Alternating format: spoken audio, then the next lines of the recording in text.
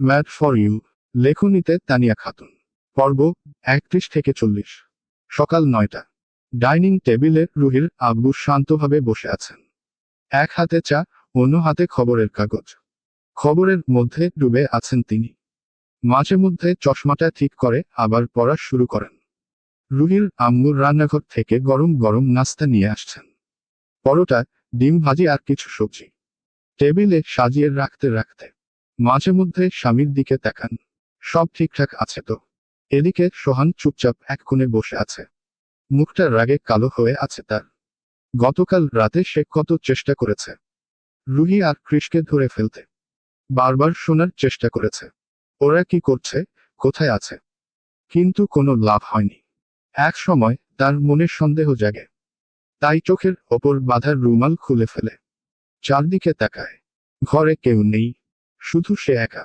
ওই মুহূর্তে তার মাথায় রক্ত চড়ে যায়। মনে হয় ওরা আমাকে ফাঁকি দিল, বোকা বানালো। রাগে গরম হয়ে কিছু না বলে সে রুহির রুমে ঘুমিয়ে পড়ে। ক্লান্ত শরীরে, রাগান্বিত মনে। ঘুমের মাঝেই সে সিদ্ধান্ত নিয়ে ফেলে সে তার আপু রুহির সাথে কথা বলবে না। আর কৃষকে তো একদমই না। ওরা যা করেছে তারপরে তাদের সাথে কথা বলার কোনো মানে নেই। ঘুমের মাঝেই রুহি এপাশ ওপাশ করার চেষ্টা করে, কিন্তু পারে না। মনে হয় যেন কারো শক্ত বন্ধনে আটকে আছে। চোখ খুলতেই দেখে সে রয়েছে কৃষের বুকের ওপর। কৃষের হাত তাকে এমন করে জড়িয়ে আছে যেন লোহার বন্ধনেও এত দৃঢ়তা নেই। রুহি বুঝতে পারে তার পুরো শরীর ব্যথায় অবশ। গত রাতের প্রতিটি মুহূর্ত তার গায়ে গায়ে ছাপ রেখে গেছে। কালো রাতের প্রতিটি মুহূর্ত, প্রতিটি স্পর্শ, প্রতিটি আদর, সব আবার মনের পর্দায় ভেসে ওঠে। কৃষ তাকে নতুন করে অনুভব করিয়েছে ভালোবাসার অধিকার, দাবি আর উন্মাদনা কাকে বলে। রাতের স্মৃতি যেন তার প্রতিটা শিরায় শিরায় বেঁচে আছে। সেসব মনে পড়তেই রুহির শরীর আবার শিহরিত হয়। সে মাথা তুলে একটু তাকায়। কৃষের মুখের দিকে ছোট শিশুর মতো শান্ত ভঙ্গিতে ঘুমুচ্ছে সে। চুল কিছুটা মুখের ওপর পড়ে আছে। রুহি আস্তে করে সরিয়ে দেয়। কালো রাতের কথা মনে পড়তেই তার মুখ গরম হয়ে ওঠে। গাল লাল টুকটুকে। উহি কৃষের দিকে তাকালো, তার সুঠামদেহী বুক নিঃশ্বাসের সাথে উঠা নামা করছে। ওই দৃশ্যেই রুহির বুকের ভেতর কেমন যেন দোলা লাগে। ছোট্ট দুষ্টুমিতে সে কৃষের বুকে আঁকি বুকিকে তাপ লম্বা নাকটা ধরে টান দেয়। কৃষ সাথে সাথেই চোখ খুলে ফেলে। হালকা ঘুম ঘুম স্বরে বলে, সারা রাত আদর খেয়েও তৃপ্তি পাওনি, আরও চাই আমার ভালোবাসা। তার সেই কথায় রুহির বুকের ধুপোধুপানি আরও বেড়ে যায়। রুহির গাল দুটো তখন টমেটোর মতো লাল। কৃষ মুখটা রুহির কাছে এনে হালকা হাসল। বাটারফ্লাই, তুমি এমন লাল টমেটো হচ্ছ কেন? টুপ করে খেয়ে ফেলতে মন চাইছে। রুহি ধাক্কা দিয়ে দূরে যেতে চাইল। চোখ মুখ লজ্জায় আরো গরম হয়ে উঠেছে। অনেক দেরি হয়ে গেছে, চলুন উঠে ফ্রেশ হই। নিচে যেতে হবে, নইলে সবাই কি ভাববে। কিন্তু কৃষ ছাড়ল না। তার হাত রুহির কোমরে গিয়ে আলতো করে চেপে ধরল। ঠোঁটে শয়তানি ভরা এক হাসি। কিছু ভাববে না, আমার শ্বশুর আব্বু আর শ্বশুর আম্মু জানেন সব। না হলে তুমি আর তোমার ওই শয়তান ভাই হতে। রুহি এবার পুরোপুরি ঘুরে তাকালো। ভ্রুকুচকে, আমার ভাইকে শয়তান বললেন? কৃষ নিচু হয়ে রুহির নাকে হালকা কামড় বসাল। রুহি লাফ দিয়ে সরে গেল। গাল লাল, গলা শুকিয়ে গেছে। কৃষ, হ্যাঁ, শয়তানি তো। একটা ডেঞ্জারাস প্যাকেজ। তুমি আশাপো তোমার আব্বু অনেক কষ্টে নিজেকে কন্ট্রোলকে রেখেছে। তাপ কন্ট্রোল লেস হয়ে তোমার ভাইকে পৃথিবীতে এনেছিল, বুঝছো? রুহির চোখ বড় হয়ে গেল। উফ কৃষ, উনারা আমার আব্বু আম্মু। এভাবে বলবেন না, বন্ধ করুন। কৃষ গভীর নিঃশ্বাস নিয়ে রুহির মুখ হাতে ধরে ফিসফিস করল। বিয়ের পর এসব লজ্জা করার কিছু নেই, বাটারফ্লাই। আল্লাহর তৈরি করা স্বাভাবিক সিস্টেম এটা। লজ্জা না করে চলো লেদু, আরেকটা ম্যাচ খেলা যাক। রুহি হা করে তাকিয়ে থাকলো কয়েক সেকেন্ড। তারপর চোখ সরিয়ে নিয়ে নিচু স্বরে বলল, এই না, একদম না।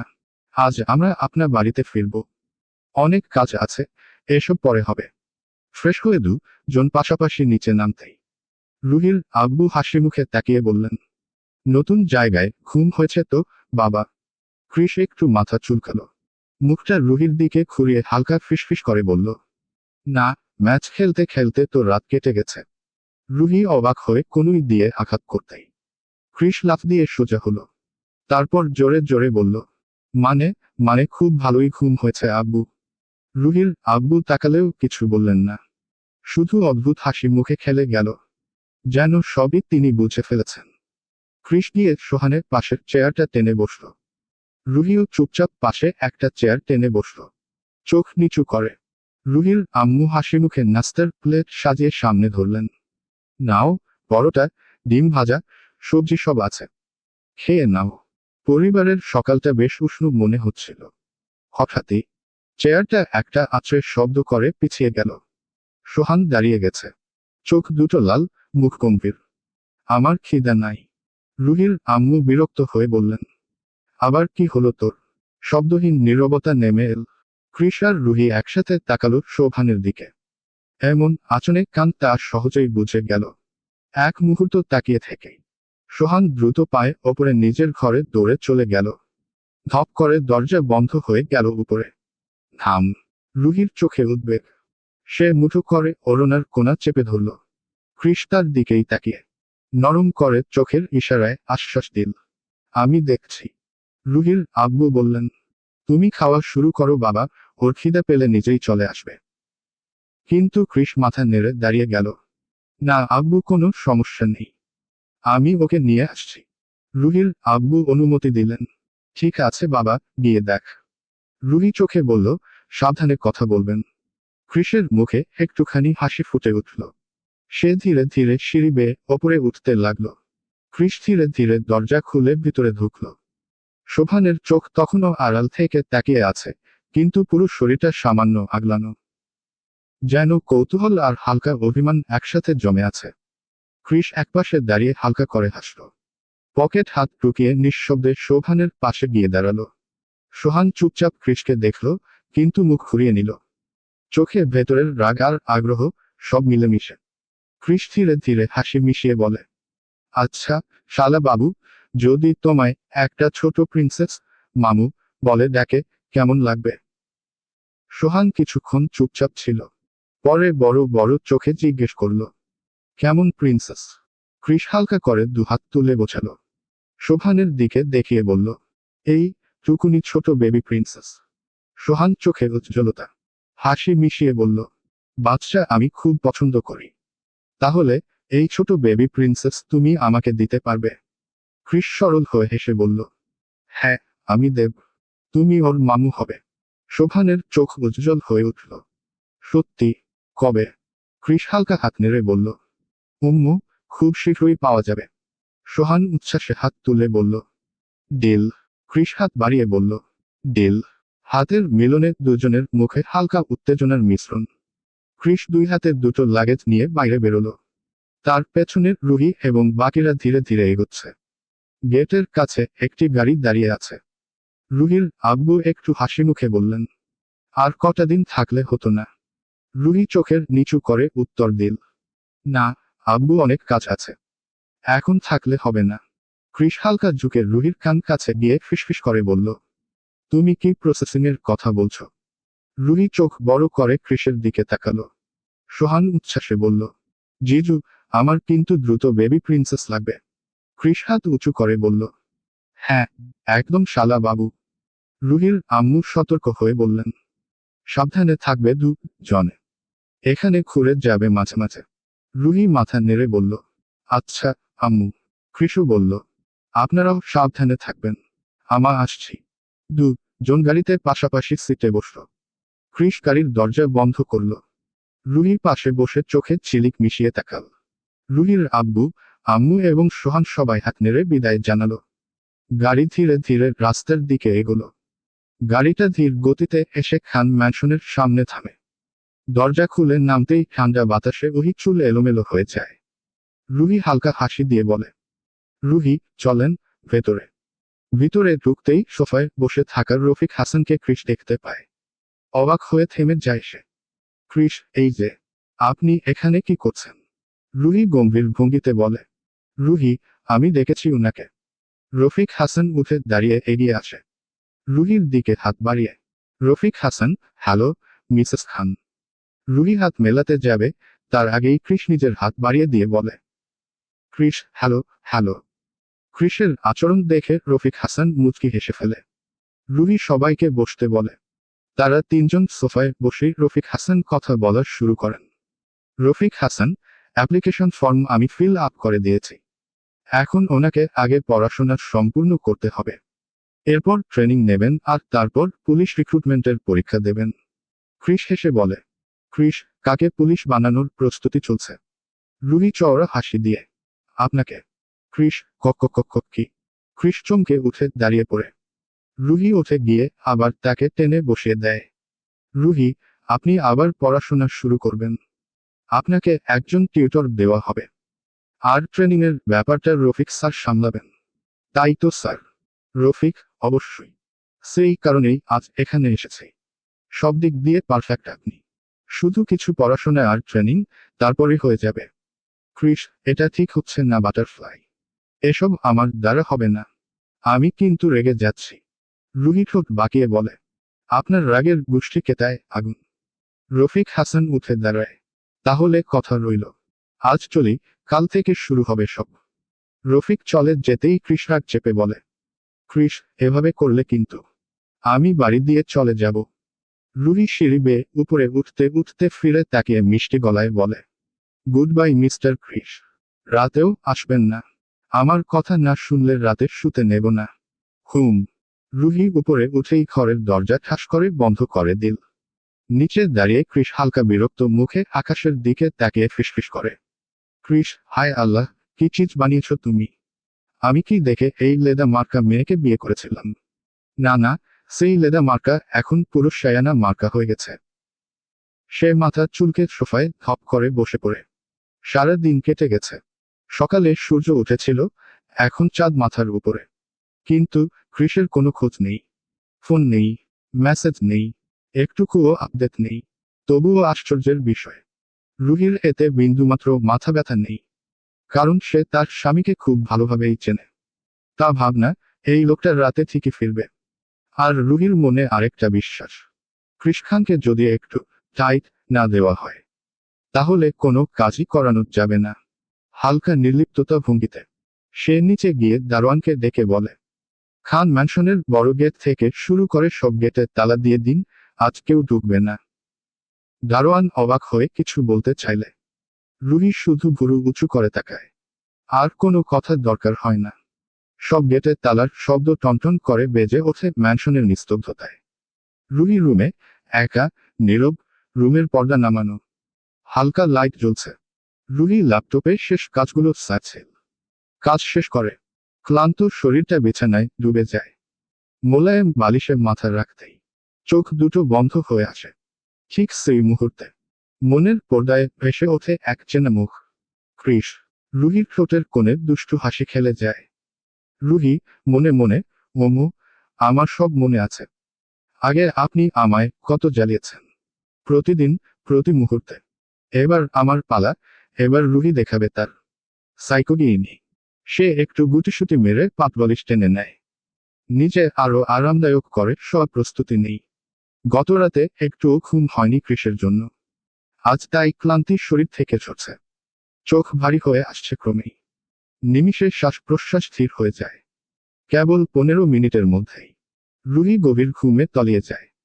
রাত 12টা, শহর নিস্তব্ধ। পুরো শহর তখন ঘুমে ডুবছে। রাস্তার বাতিগুলো ক্লান্ত আলো ছড়াচ্ছে। এই নিস্তব্ধ রাতেই ক্রিস তার বাইক নিয়ে পৌঁছালো খান ম্যানশনের গেটের সামনে।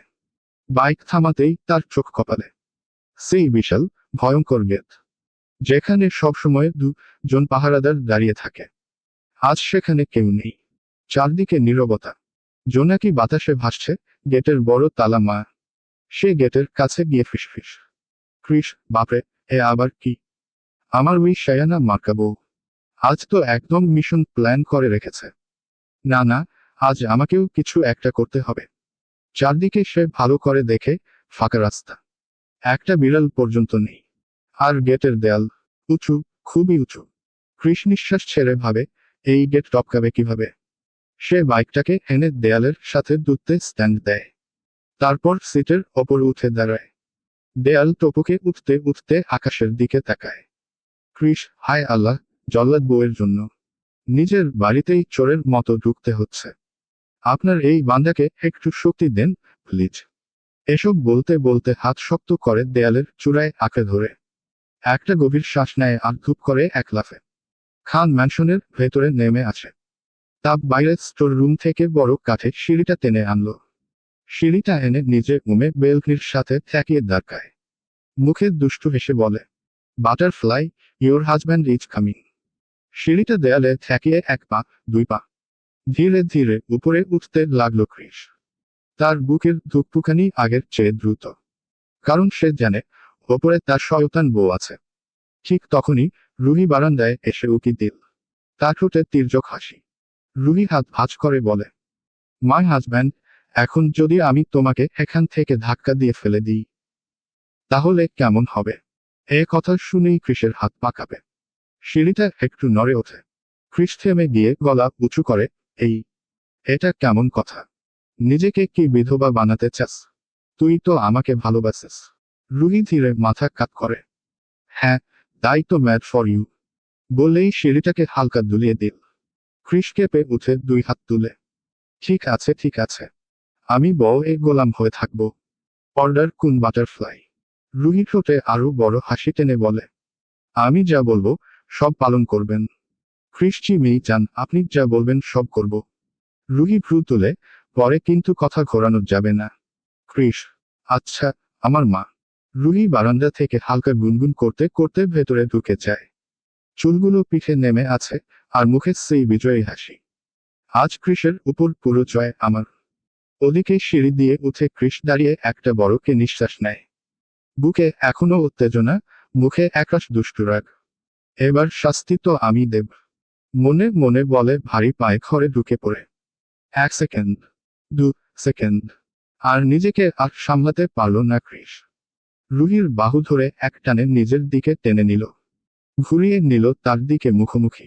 রুহি, কি করছেন? কথা শেষ হবার আগেই ক্রিস তার ঠোঁটের উপর নিজের ঠোঁট চেপে দেয়। কোনো অনুমতি নয়, কোনো কথা নয়, শুধু শ্বাস আর আবেগ। রুহির চোখ বিস্ময় বড় হয়ে ওঠে, তারপর ধীরে ধীরে চোখ বন্ধ হয়ে আসে। হালকা কম্পন শরীর বেয়ে নামে। ক্রিস আরও কাছে টেনে নিয়ে গম্ভীর গলায় ফিসফিস করে, আমায় ভয় দেখাবে, আমাকে তালা দিয়ে বাইরে রাখবে। তোমার শাস্তি শুরু হলো, বাটারফ্লাই। রুমের বাতাস আরো ভারী হয়ে ওঠে। জনের ধুকপুকানি এক হয়ে যায়। ক্রিস যখন ঠোঁট ছাড়ল তার কপালে ঠোঁট ছুঁয়ে বলে, তুমি যত দুষ্টুমি করবে আমি তত ভালোবাসব। রুহি প্রথমে 1 সেকেন্ড স্তব্ধ, তারপর হালকা একটা ঘুষি ক্রিসের বুকে। রুহি, আপনি কি শাস্তি দেবেন? শাস্তি তো আমি আপনাকে দেব। ক্রিস হাসতে হাসতে পেছনে সরল, ওহ রিয়েলি ম্যাডাম। রুহি সঙ্গে সঙ্গে বালিশটা তুলে ডাস, সরাসরি ক্রিসের মুখে আঘাত। ক্রিস চোখ বড় বড় করে তাপ বালিশ তুলে নেয়। সেকেন্ডের মধ্যেই বালিশ যুদ্ধ শুরু হয়। বিছানায়, কার্পেটে, জনের হাসি চিৎকারে ভরে যায় পুরো রুম। রুহি হাঁপাতে হাঁপাতে বলে, ধরতে পারলে ধরে দেখান মিস্টার হাজব্যান্ড। বলেই বিছানা থেকে লাফ দিয়ে দৌড়ে যায় রুমের এক কোণায়। ক্রিস হাত ছাড়া দিয়ে বলে, এবার তোকে ধরেই ছাড়ব। হাত ছড়িয়ে ধীরে ধীরে এগিয়ে আসে। এক একটা পা যেন হান্টারের মতো নিঃশব্দ। রুহি দৌড়ে সাইডে যেতে যেতে বলে, নো এন্ট্রি। ক্রিস থেমে গিয়ে নরম গলায়, তুই তো পাখনা কাটবো আমি। তারপর হুট করেই দৌড়ে গিয়ে রুহিকে কোমর ধে জড়িয়ে তুলে নেয়। রুহি চিৎকারকে বলে, উহহ নিচে নামান। ক্রিস ঘুরতে ঘুরতে বলে, বলো প্রথমে, sorry Babu, I love you. Ruhi তার কাঁধে হালকা থাপ্পড় মেরে, ছাড়ু বলছি। আমি কিছুই বলবো না। ক্রিস দুষ্টু চোখে, ঠিক আছে, তাহলে শাস্তি বাড়বে। সে রুহিকে নিয়ে বিছানায় বসে পড়ে আর হাত পেছনে থেকে কমে আটকে ফেলে। রুহির শ্বাস দ্রুত, মুখমণ্ডলে লালচে আভা। রুহি, এভাবে জিতবে ভাবছেন? ক্রিস, না, তোকে পেলেই আমি জিতে চাই। জনেই কয়েক মুহূর্ত তাকিয়ে থাকে, হাসি, ভালোবাসা আর পাগলামিতে ভরা চোখে।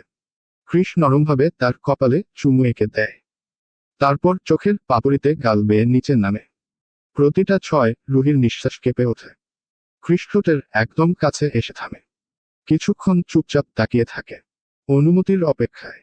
রুহি চোখ বন্ধ করে হালকা মাথা এগিয়ে দেয়। এবার আর নিজেকে আটকায় না ক্রিস। ধীরে গভীরভাবে ঠোঁট ছুঁয়ে দেয় তার ঠোঁটে। প্রথমে নরম, তারপর ধীরে ধীরে তীব্রতা বাড়ে। অভিমান, ভয়, ভালোবাসা সব মিশে যায় সেই চুম্বনে। রুহির আঙুলগুলো ক্রিসের শার্টের কলার চেপে ধরে, যেন তাকে আর এক সেকেন্ডের জন্য দূরে যেতে দেবে না। ক্রিস রুহিকে তুলে নিয়ে বিছানায় আলতো ভাবে শুয়ে দেয়। ক্রিস যখন রুহিকে আরো কাছে টেনে নেয়, তার শ্বাস রুহির গলায় নেমে এসে কাঁপিয়ে দেয় সারাটা শরীর।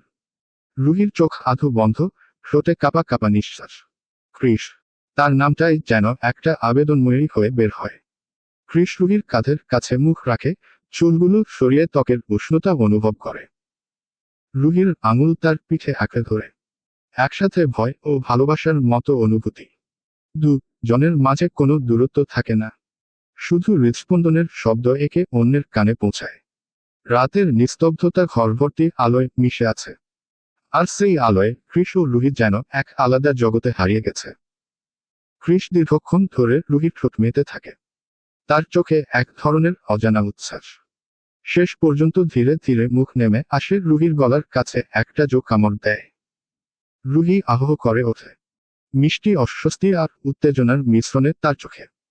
ক্রিস্টা কাঁধে হালকা হাত বুলিয়ে দেয়, একসময় ধীরে ধীরে রুহির নাইটড্রেসের ফিতে নরমভাবে টানে। মুহূর্তেই রুহির বক্ষ বিভাজন উন্মুক্ত হয়ে যায়। হৃদয়ের ঘনিষ্ঠ স্পন্দন ক্রিসের কাছে পৌঁছায়। রুহি অল্প ছটফট করে ওঠে, তার প্রতিটি নিঃশ্বাস যেন ঘরটা ভরিয়ে দেয়। ক্রিসের অবাধ হাতের স্পর্শ আর ঠোঁটের নরম স্পর্শে রুহি আরো উত্তেজিত হয়ে ওঠে। সারা শরীরে ছড়িয়ে যায় এক অজানা শিহরণ। মনের সব আবেগ মিলেমিশে এক নরম ঢেউ হয়ে ওঠে। ক্রিস ধীরে ধীরে রুহিকে নিজের দিকে টেনে নেয়, মুখোমুখি হয়ে চোখে চোখ রাখে। তার চোখে শুধু আগুন, ভালোবাসার আগুন। আর রুহির চোখে মিলেমিশে থাকে তার প্রতি বিশ্বাস আর আকাঙ্ক্ষা। রুহি তার হাত তুলে ক্রিসের মুখে স্পর্শ দেয়, মুখের কোণ থেকে চোখ পর্যন্ত। প্রতিটি স্পর্শে যেন জনের মন আরো কাছে আসে। ক্রিসও প্রতিক্রিয়া জানায়, আলতো হাসি আর ফিসফিস করে বলে, তোকে সারা জীবন পেলেও আমার তৃষ্ণা মিটবে না বাটারফ্লাই, তোকে পেয়ে আমার বাঁচার ইচ্ছে বেড়ে গেছে। রাতটি নিঃশব্দ, শুধু তাদের নিঃশ্বাস এবং হৃদয়ের স্পন্দন ঘর ভরিয়ে রাখে।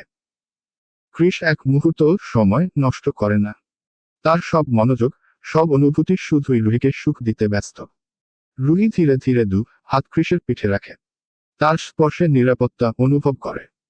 ক্রিসও আলতো করে তার প্রতি প্রতিক্রিয়া জানায়। প্রতিটি নরম স্পর্শ যেন দুই হৃদয়কে এক করে তোলে। ক্রিস উহি কানে ঠোঁট লাগিয়ে ফিসফিসকে বলে, ডোস ইট হুট।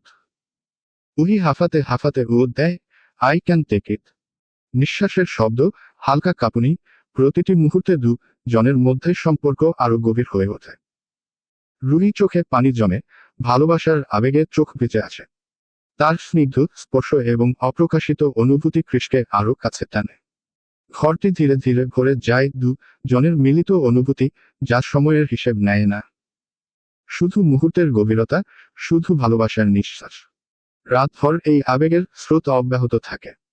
প্রায় পুরো রাত ধরে তারা একে অপরের সান্নিধ্যে হারিয়ে যায়। বিশ্বাস, প্রেম এবং সমঝোতার স্পন্দনে ভরা। সারা দুনিয়া যেন থেমে গেছে, শুধু এই ঘর, এই রাত।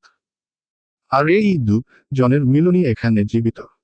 ক্রিস তার সমস্ত অনুভূতি দিয়ে উহিকে কাছে টানে, উহিও পুরো মন দিয়ে তার প্রতি সাড়া দেয়। জনের মন, জনের হৃদয়ে এখন এক হয়ে গেছে। যেন কোনো ভয়ের জায়গা নেই, শুধু ভালোবাসা, নিরাপত্তা এবং অম্লান বিশ্বাস। নীরব রাতের মধ্যে তাদের মিলন আরো গভীর হয়ে ওঠে, প্রতিটি নিঃশ্বাস, প্রতিটি স্পর্শ একটি নতুন গল্প বলে, একটি নিখুঁত ভালোবাসার মুহূর্ত তৈরি করে। সকাল 6টা বাজে। চারদিকে সকালের নরম আলো ভেসে উঠেছে। একটা শান্তিময় আবেশ পুরো রুমটাকে ঢেকে রেখেছে। জানলা ভেদ করে ঢুকে আসার রোদ ক্রিসের মুখে পড়তেই সে বিরক্ত হয়ে বালিশ দিয়ে মুখ ঢেকে নেয়। ঘুমের রাজ্যে আরেকটু ডুবে থাকার চেষ্টা করে। ঠিক সেই মুহূর্তে ট্রিন রুহির ফোনের অ্যালার্ম জোরে বেজে ওঠে। ক্রিস যেন যুদ্ধক্ষেত্রে। সে গোজগোজ করতে করতে মোবাইলটা তুলে বিছানার এক কোণে ছুঁড়ে ফেলে। তারপর আবার মুখ ঘুরিয়ে শুয়ে পড়ে। রুহি ওয়াশরুম থেকে বের হয়ে কৃষের কাণ্ড দেখে বাঁকা হাসে। ধীরে ধীরে সে বাথরুম থেকে এক বালতি ঠান্ডা পানি নিয়ে আসে। কৃষে ও ফেলে দেয়। পানি মাথা থেকে পা পর্যন্ত তার শরীর ভিজিয়ে দেয়। কৃষ চমকে উঠে লাফিয়ে উঠে বসে। চোখ বড় বড়, মুখা হয়ে গেছে। সম্মুখে দাঁড়িয়ে রুহি হাতে খালি বালতি, মুখে বিজয়ী হাসি। কৃষ অবাক হয়ে বলে, লেদু সোনা, এটা কি? হ্যাঁ, আমার ঘুম নষ্ট করা মানে কি? রুহি হাত কোমরে দিয়ে গম্ভীর ভঙ্গিতে বলে, হ্যাঁ, দরকার আছে। আজ থেকে আপনার ট্রেনিং। রফিক হাসান স্যার এখন ছুটি আছে। আপনাকে আজ থেকেই মন দিয়ে পড়াশোনা আর ট্রেনিং শুরু করতে হবে। কৃষ মুখ কুঁচকে বলে, তাই বলে সকাল 6টায়? আমি কি কোনো কুকুর বাহিনীর সৈনিক নাকি? রুহি এগিয়ে এসে এক হাত দিয়ে কৃষের গাল চেপে ধরে চোখ সোজা কৃষের চোখে রেখে ধীরস্বরে বলে, না, আপনি আমার বর, আর আমি আপনার কোচ। তারপর ইশারা করে, উঠুন তাড়াতাড়ি, না হলে আবারও গোসল করিয়ে দেব। কৃষ ভিজে চুল ছাড়তে ছাড়তে বিড়বিড় করে, হায় আল্লাহ, সকাল সকাল জল্লাদগি শুকে দিয়েছে। রুহি তার দিকে চোখ রাঙায়, আর কৃষ সঙ্গে সঙ্গে স্যালুট করে, জি জি, আমাকে আমি মেম্বার, আমার বউ চেয়ারম্যান। রুহির মুখে হাসি ফুটে ওঠে। সে আলতো করে বলে, চালাকি নয়, আমি চাই আপনি আপনার বেস্টটা দিন। কৃষ সেই কথা শুনে হাসি মুখে বলে, আপনি পাশে থাকলে আমি দুনিয়া কাঁপিয়ে দেব। চোখ টিপে যেমন হাতে খাট কাঁপায়। কৃষ ওয়াশরুম থেকে বের হতেই রুহি তার হাত টেনে নিয়ে চেয়ারে বসিয়ে দেয়। কৃষ, কি হয়েছে? বাটারফ্লাই। রুহি, চুপ করে বসুন, আমি শেভ করে দিচ্ছি। বলতে বলতেই রুহি নরম হাতে শেভিং ক্রিম লাগিয়ে দেয় কৃষের গালে ও থুতনিতে। কৃষ, আজ সবকিছুই শেভ করে দেবে বাটারফ্লাই? রুহি বিরক্ত গলায়, হ্যাঁ, করব, আগে চুপচাপ বসুন। ছুকছুকানি বন্ধকে। কৃষ দুষ্টু চোখে তাকিয়ে হালকা হাসে। তারপর রুহিকে নিজের কোলে টেনে নেয়। কৃষ, ঠিক আছে, এটা হয়ে গেলে নিচেরটাও শেভ করে দিস। কথাটা শুনেই রুহির মুখ লাল হয়ে যায়। রুহি, অসভ্য লোক, নিজের কাজ নিজে করুন। কৃষ ঝুঁকে রুহির কানের পাশে ফিসফিস স্বরে দুষ্টু মাদকতা, শেভ করে দাও ও, তারপর আমি ও তোমারটা করে দেব। রুহির শরীর শিহরণে ভরে যায়। ওঠার চেষ্টা করতেই কৃষ তার কোমর চেপে ধরে ফেলে। রুহির চোখে চোখ রেখে কৃষ ধীরে ধীরে তার ওষ্ঠের ওপর চেপে ধরে নিজের ওষ্ঠ। মোলায়েম, ধৈর্যশীল, আস্তে আস্তে তার নিঃশ্বাস কেড়ে নিতে থাকে। রুহি প্রথমে অবাক হয়ে যায়, কিন্তু মুহূর্তেই সে কৃষকে দু হাতে জড়িয়ে ধরার ভুল করে ফেলে। কৃষ তাকে আরো কাছে টেনে নিয়ে তার ঠোঁটের প্রতিটি কোণে আদর ছড়িয়ে দেয়। দুজনের নিঃশ্বাস মিশে যায়। ঘরের বাতাস ভারী হয়ে ওঠে, উষ্ণ, মধুর, এক সকালের শুরুর মতো। কৃষ যখন রুহিকে জড়িয়ে ধরে চুমুতে ব্যস্ত, রুহি তার বুকের ওপর ঠেলা দিয়ে বলে, রুহি, চুপ, আগে শেভ, তারপর যেখানে থেমেছিলাম সেখানে থেকে শুরু করব। কৃষ চওড়া হাসি হেসে আবার চেয়ারে হেলে বসে। রুহি রেজরটা হাতে নিয়ে খুব মনোযোগ দিয়ে শেভ করতে থাকে। কিন্তু সমস্যা হলো, কৃষ রুহিকে তাকিয়ে দেখতেই থাকে। রুহি যত সিরিয়াস হয়, কৃষ তত দুষ্টু হাসি হাসে। রুহি, এভাবে তাকাবেন না, কেটে যাবে। কৃষ, আমি আমার বউকে দেখছি, বাটারফ্লাই। রুহি হাত নড়ে, একটুখানি কেটে যায়। কৃষ ব্যথায়, উফ, বাটারফ্লাই, খুন করবে নাকি? রুহির সাথে সাথে ভয় পায়, সি সি লাগছে, দেখান দেখি। সে আলতো হাত রাখতেই, রুহি, আপনারই দোষ, মুখ সোজা রাখবেন। কৃষ মুখ গম্ভীর করার ভান করে, কিন্তু কয়েক সেকেন্ড পরেই সে আবার হাসে। রুহি বিরক্ত, আর হাসবেন না, নইলে নিচেরটাও কেটে দেব। কৃষ সঙ্গে সঙ্গে সোজা হয়ে বসে চোখ দুটি বড় বড় করে, নিচেরটা কাটা মানে কিন্তু বিপদ, মিসেস খান। রুহিও খিলখিল করে হেসে ফেলে। তারপর গম্ভীর হওয়ার চেষ্টা করে। শেভ শেষ করে রুহি পেছনে সরে দাঁড়াতেই কৃষ ধীরে ধীরে উঠে আসে, আর তার কোমরে হাত রেখে বলে, এবার আমি আমার কাজ শেষ করব। রুহির নিঃশ্বাস আটকে যায়। সে চোখ সরিয়ে নিয়ে বলে, প্রথমে ব্রেকফাস্ট। কৃষ গভীর স্বরে, প্রথমে তুমি। রুহি দৌড় দিয়ে বেরিয়ে যায়। ধরতে পারলে ধরেন। কৃষ হাসতে হাসতে পেছনে ছুটে, ধরলে কিন্তু ছাড়ব না। রুহি দৌড়াতে দৌড়াতে নিচে নামছে। পেছনে কৃষ হাসতে হাসতে ধাওয়া করছে। ঠিক তখনই ডোরবেল বেজে ওঠে। ট্রিং ট্রিং। রুহি থমকে দাঁড়ায়। এলোমেলো চুল ঠিককে নেই, নিঃশ্বাস নিয়ে নিজেকে সামলে ভদ্র ও লেডিলাইক ভাব আনে। সে দ্রুত দরজা খুলতেই দেখে সামনে রফিক হাসান। রুহি, স্যার, আপনি এসে গেছেন। রফিক হাসান সামান্য হেসে, আজ থেকেই ট্রেনিং শুরু, ভুলে যাননি তো?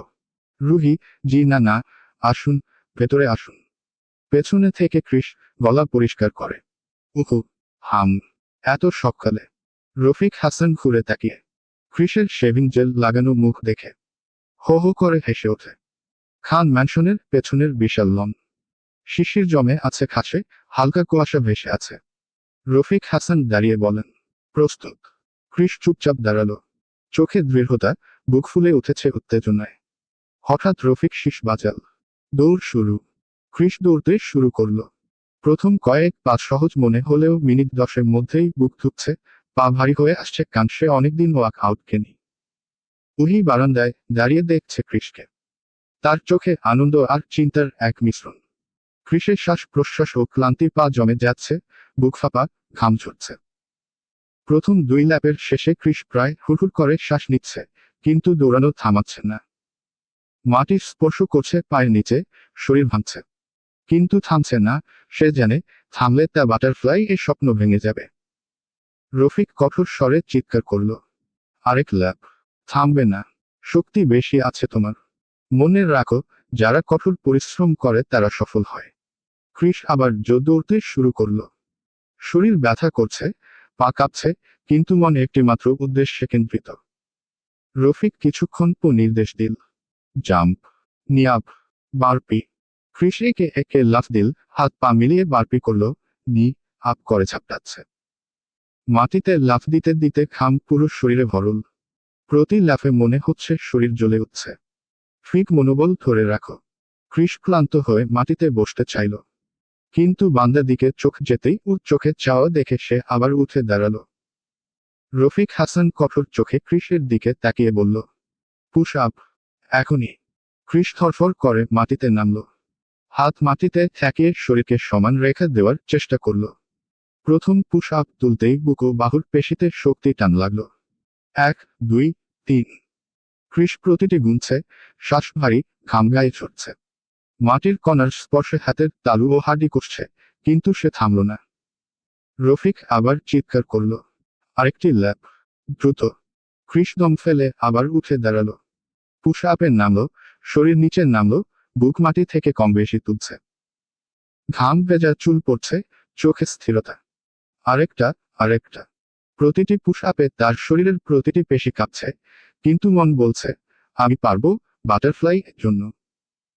শেষ 30টি পুশ আপের সময় বুক জ্বলে যাচ্ছে, পা কাঁপছে, তবুও কৃষ থামল না। প্রতিটি পুশ আপে তার মনোবল আরো শক্ত হচ্ছে। রফিক সন্তুষ্ট চোখে বলল, ভালো করেছ কৃষ, কিন্তু এবার আরো কঠোর হতে হবে। প্রায় 4 ঘন্টা ধারাবাহিক ট্রেনিংয়ের পর রফিক হাসান বললেন, বেশ, আজকের জন্য এটুকুই। কাল থেকে আমি তোমাকে একটা ট্রেনিং স্পটে নিয়ে যাব।